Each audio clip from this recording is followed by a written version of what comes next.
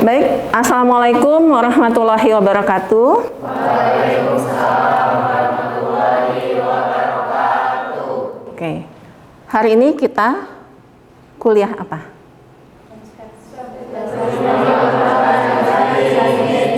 Ya, jadi kalau datang ke kampus harus sudah tahu mau kuliah apa dulu, ya. Apa tadi? Strategi pengembangan pemasaran agribisnis. Baik, saya Leni Lydia dari Prodi Manajemen Agribisnis yang akan memberikan materi strategi pengembangan perusahaan agribisnis. Oke, sebelum kita mulai materinya, maka saya ingin menyampaikan terlebih dahulu deskripsi mata kuliah. Ya. Nah, di sini bisa dilihat mata kuliah ini strategi pengembangan perusahaan agribisnis memberikan pemahaman dan keterampilan kepada mahasiswa mengenai bagaimana kita caranya membuat suatu keputusan manajerial. Sebagai seorang lulusan manajemen agribisnis, maka harus bisa membuat suatu keputusan, ya, dengan menggunakan alat manajemen. Apa aja yang akan kita pelajari nanti meliputi apa aja? Konsep strategi, kemudian hierarki, perencanaan, ya, strategi. Selanjutnya apa lagi? Formulasi strategi, model formulasi strategi. Selanjutnya, ya, kita bisa lihat di sini, ya, menentukan strategi bersaing. Bersaing ini nanti yang akan menjadi fokus kita, bagaimana kita bisa unggul dalam bersaing. Ya, setelah itu baru kita mengimplementasikan strategi, kemudian kita evaluasi. Nah, inilah nanti yang akan kita sampaikan. Oke, saya sampaikan ya. Nah, selanjutnya CPL dari mata kuliah ini bisa kita lihat di sini, mengintegrasikan semangat kemandirian, ya, kejuangan dan juga kewirausahaan. Oke, jadi harus semangat kita dalam kemandirian, berwirausaha yang mandiri. Kemudian CPL 2 menunjukkan pembelajaran yang tangguh, ya, yang tangguh dan lincah, agile kalau istilah sekarang. Selanjutnya menguasai konsep mengidentifikasi, menganalisis faktor ekonomi dan eksternal dan internal perusahaan, ya, sebelum kita melakukan formulasi. Kemudian CPL keempat mampu menunjukkan kinerja mandiri, bermutu dan juga terukur. Oke, ya. Nah, selanjutnya mampu memelihara dan mengembangkan jaringan kerjasama dan hasil kerjasama di dalam maupun di luar lembaga. Jadi mampu membangun jejaring, ya. Jadi kita harus punya juga semangat kolaborasi. Mampu bertanggung jawab atas pencapaian hasil kerja kelompok dan melakukan supervisi dan evaluasi terhadap penyelesaian pekerjaan. Dan juga selanjutnya mampu merumuskan ide bisnis, kemudian nanti kita implementasikan. CPMK itu adalah capaian mata kuliah, ya. Kalau tadi capaian program studinya. Nah, CPMK ini kita lihat ada MK2, ya. Mampu merumuskan faktor eksternal dan internal perusahaan, merencanakan bisnis baru dan pengembangan bisnis pada perusahaan agribisnis. Kemudian mampu mengimplementasikan suatu keputusan dan juga kita mampu mengevaluasi. Ini nanti materi yang akan disampaikan selama 1 semester. Minggu pertama hari ini itu adalah mempelajari tentang konsep strategi. Jadi sebelum kita memulai pembelajaran dan kita bisa memahaminya, kita harus paham dulu konsep strategi itu apa. Gitu. Oke, paham? Nah, selanjutnya baru kita mempelajari hierarki strategi pada pertemuan atau minggu kedua. Minggu ketiga yang kita pelajari adalah perencanaan strategi. Minggu keempat formulasi strategi 4 dan 5 ya. Jadi ada 2 kali pertemuan. Karena memang bahannya itu banyak, maka 2 kali pertemuan, 2 minggu ya. Itu adalah formulasi strategi. Selanjutnya 5, 6, 7 ya. Tempat 5, 6, 7 itu adalah model formulasi strategi. 8, 9 kita akan belajar tentang strategi bersaing. Bagaimana kita bisa unggul dalam bersaing. Kemudian analisis pemilihan strategi itu pada minggu 11 sampai minggu 12. Minggu ke-13 implementasi strategi. Minggu ke-15 adalah evaluasi. Oke, paham? Nah, selanjutnya kita mulai. Dari tadi ngomongnya strategi. Oke, menurut siapa di sini yang bisa menjawab? Strategi itu kira-kira apa ya? Jawab aja seininya ya. Menurut pendapat kalian, strategi itu sebetulnya apa sih? Main catur pakai strategi. Dan kenapa strategi itu selalu dilambangkan dengan main catur gitu? Betul, ada kotaknya ya. Kalau kita belajar juga misalnya buku ya, manajemen strategi itu pasti lambangnya begitu. Kira-kira apa strategi itu? Menurut saya strategi itu rencana yang memadukan sumber daya dengan kemampuan perusahaan untuk mencapai tujuan jangka panjang. Untuk mencapai tujuan jangka panjang. Tujuan jangka panjangnya apa ya? Kalau kita bisa. Keberlangsungan perusahaan itu Bu, untuk tetap bertahan dari ancaman kompetitor. Untuk mampu bertahan dari ancaman kompetitor. Ya, jadi pesaing, kompetitor. Tadi kan selalu disebutkan seperti itu. Ya. Jadi bagaimana kita dengan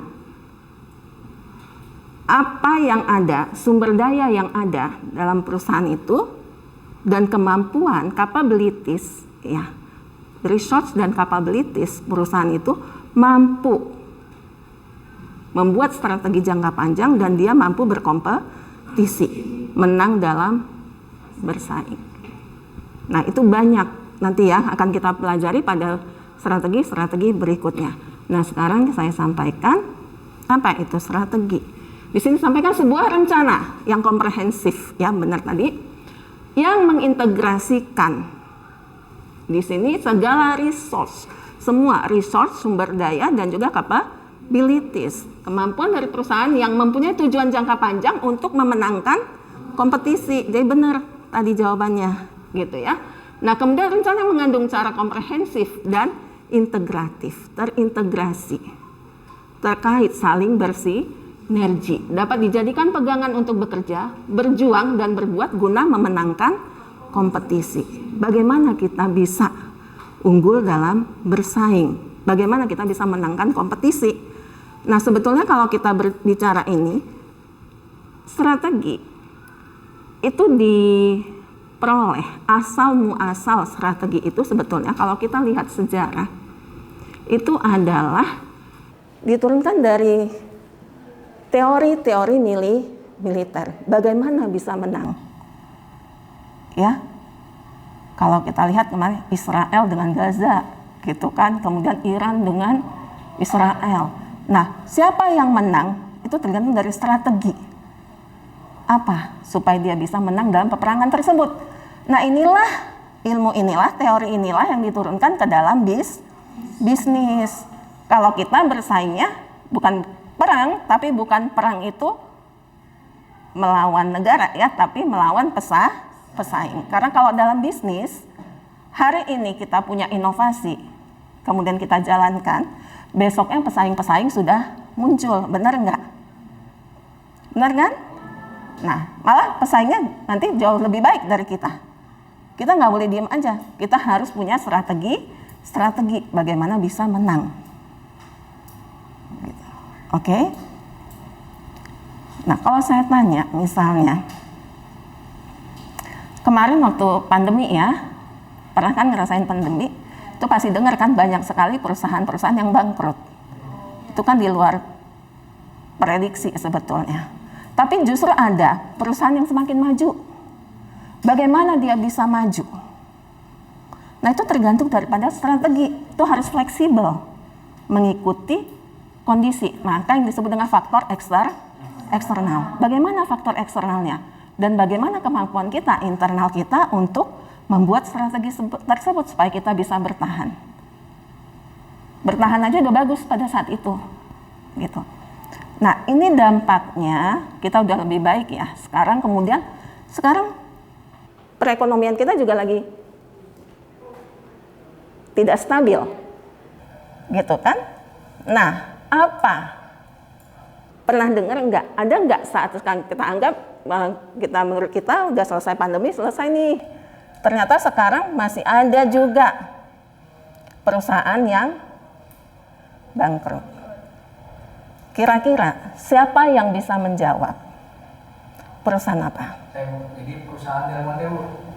Del Monte. Del Monte. Kenapa Del Monte? Karena memiliki utang dagang yang tidak bisa dibayarkan. Ya, Del Monte. Del Monte itu kita tahu kan, semua pernah lihat produk Del Monte kan, biasa di supermarket pasti ada itu di mana-mana. Ya kan, Del Monte. Itu usianya sudah 138 tahun. Rasanya nggak mungkin untuk bangkrut. Kenyataannya bangkrut. Kenapa? Jejak pandemi. Masyarakat semakin sadar akan kesehatan. Gaya hidup sehat semakin meningkat. Orang nggak mau lagi makan makanan kaleng, instan gitu. Menghindari itu dan ternyata berdampak kepada Del Monte. Permintaan semakin menurun. Benar nggak? Nah, permintaan semakin menurun. Kalau dalam teori pasti pernah dengar juga kan? PLC, Product Life Cycle. Ya, itu berarti dia sudah fase apa itu? Kalau Product Life Cycle, maturity. Ya kan, kalau growth itu kan permintaan yang meningkat dengan tingkat yang semakin meningkat. Kalau ini tingkatnya semakin menurun, harusnya perusahaan waspada, dia harus membuat strategi baru. Nah kita nggak tahu apakah strateginya bagaimana gitu ya, tapi sekarang jauh. Dan kemarin dinyatakan bangkrut. Baru 2 atau 3 hari yang lalu ya, kalau nggak salah saya. Minggu ini kan. Nah itu 138 tahun. Sebelum Del Monte, Saritex. Jadi walaupun ini kan jadi pembelajaran ya, walaupun perusahaan kita sudah settle, itu aja bisa bangkrut. Jadi memang kita membangun usaha itu untuk tetap bisa maju, maka kita harus terus membuat strategi. Strategi itu nggak pernah berhenti. Terus buat sesuai dengan perkembangan lingkungan, ya, lingkungan eksternal dan internal. Nah, di sini dikatakan diaplikasikan dalam dunia bisnis ya, tadi sudah saya jelaskan. Kemudian kita lanjut.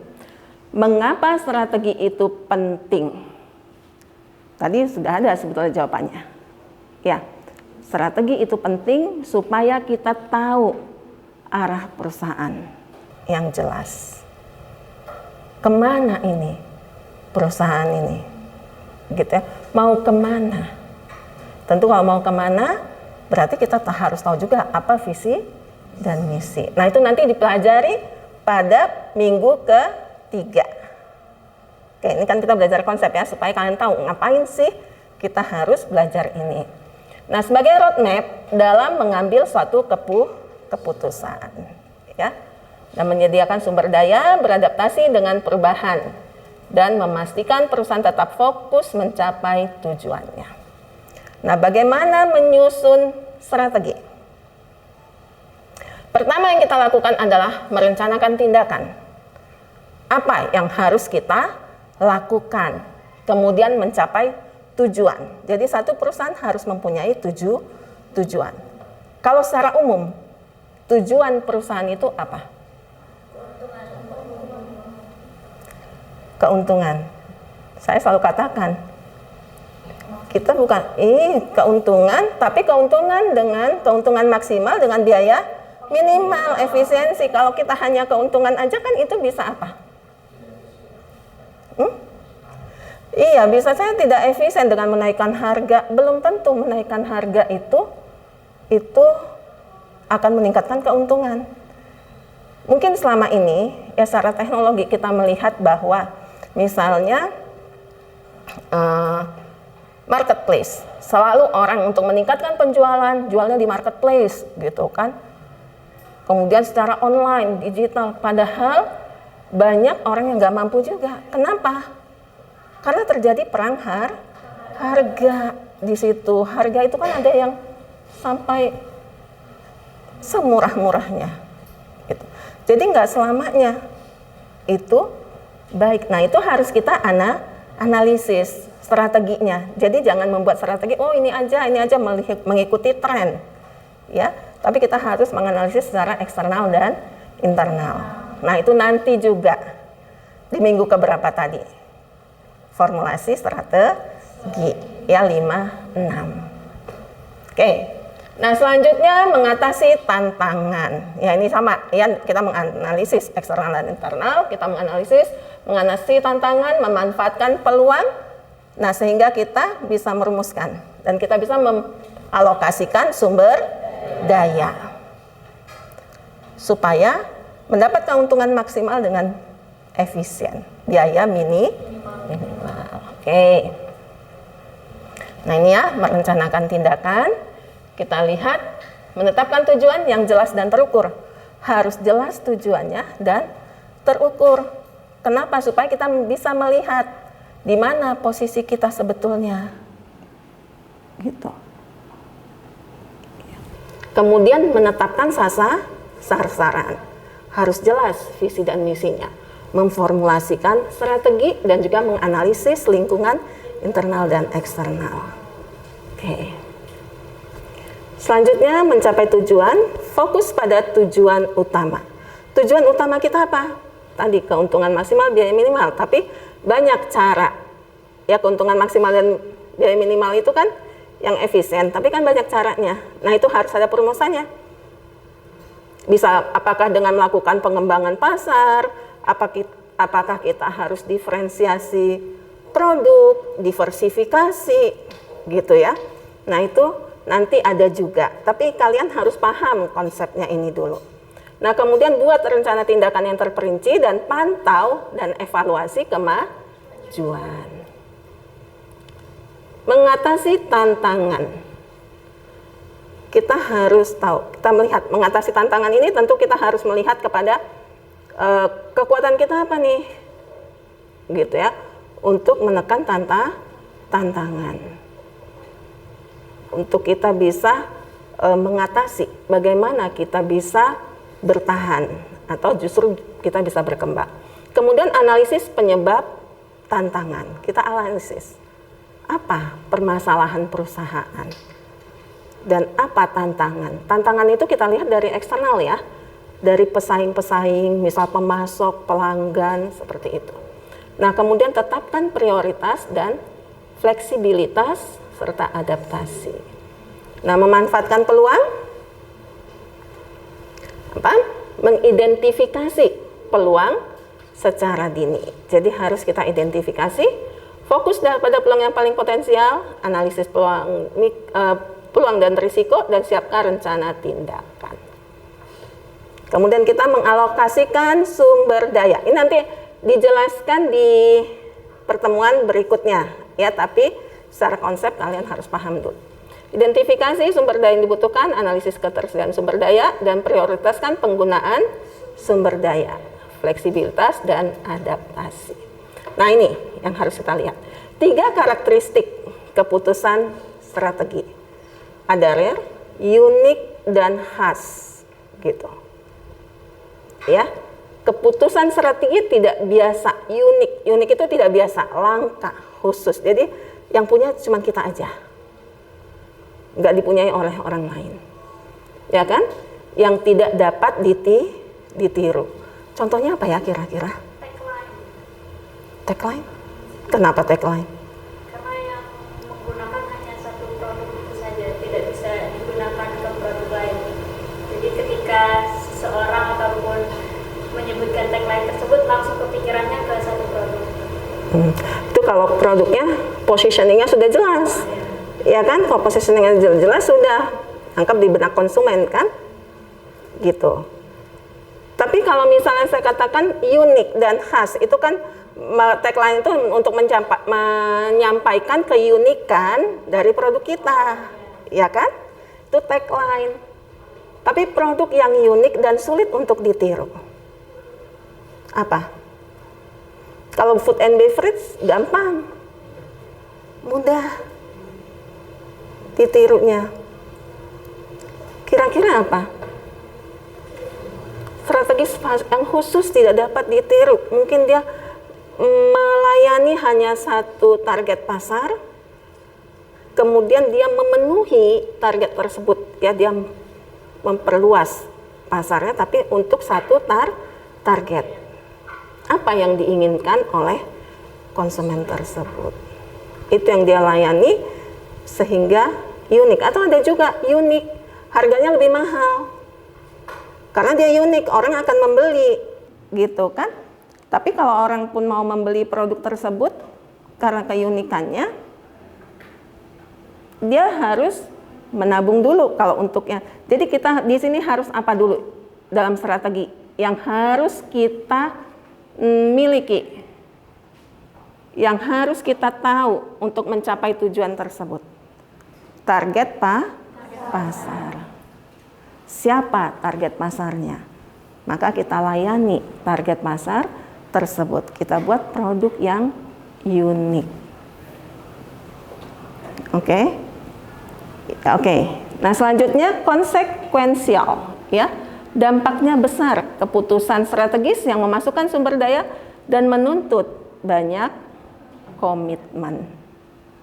Sekarang kalau memiliki komitmen, produk tersebut misalnya ada garansi gitu ya, jadi harus kita membuat sesuatu gitu ya, jadi kita harus komitmen, kita bilang ini garansinya 5 tahun, ya memang dia harus sekian, kalau tidak sebelum sampai garansinya maka kita komitmen untuk mengganti produk tersebut.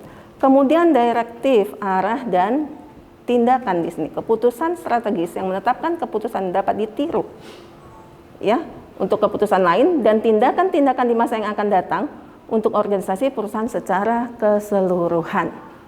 Artinya apa? Keputusan yang dapat ditiru.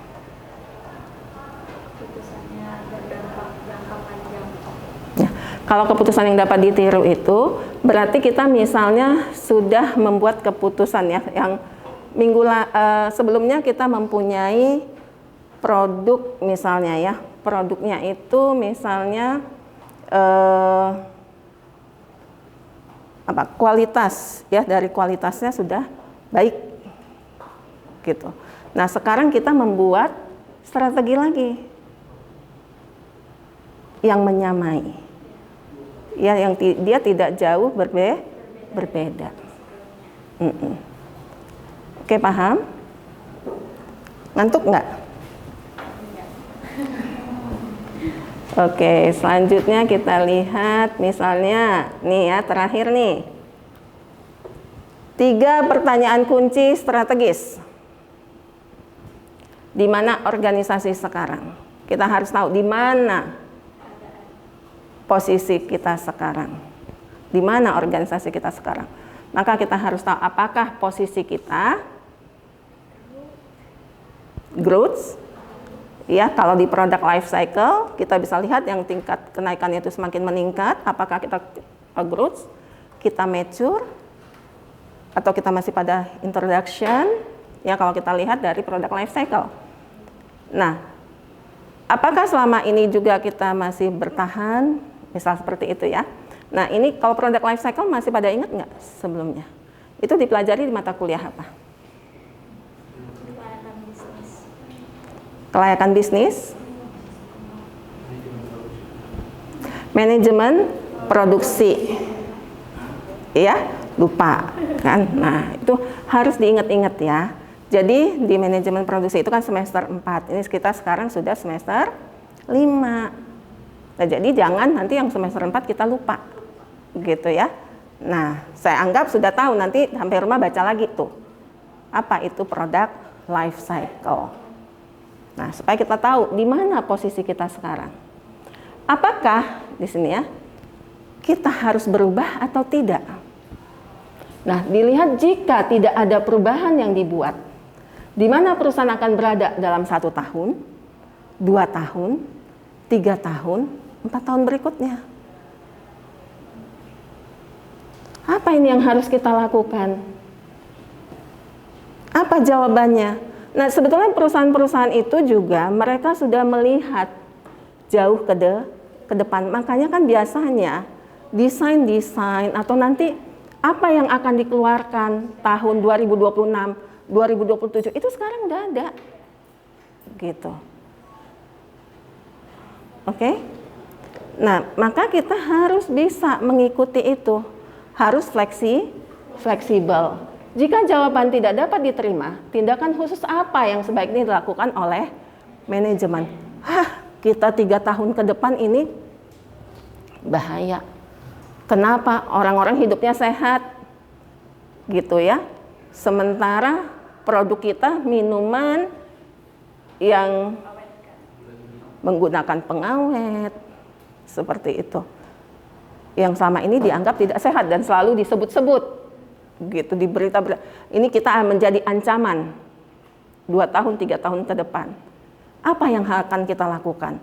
Nah, itu harus segera lakukan analisis eksternal dan internal. Nah, nanti akan kita pelajari pada pertemuan-pertemuan berikutnya. Oke, sampai di sini ada yang mau ditanyakan? Sudah paham atau belum? Sudah paham? Oke, kalau tidak ada pertanyaan, ya sudah dipahami, kita sudahi pertemuan pada hari ini. Ya, sampai ketemu lagi pada pertemuan berikutnya minggu depan. Assalamualaikum warahmatullahi wabarakatuh. Waalaikumsalam.